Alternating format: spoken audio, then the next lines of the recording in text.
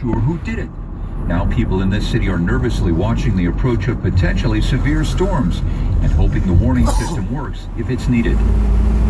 That's ABC's Jim Ryan. They want a big jackpot, but at what price? So what happened is in Texas, some people decided to hack the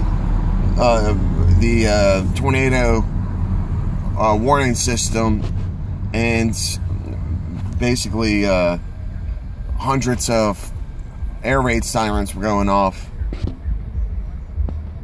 So if you want to talk about crying wolf and the power of hacking and how weak our infrastructure is, well, let's just say there's tornadoes touching down, and while this whole area that's not even supposed to be affected by tornadoes, well, they're getting warnings, and sends everyone in panic, and well, okay.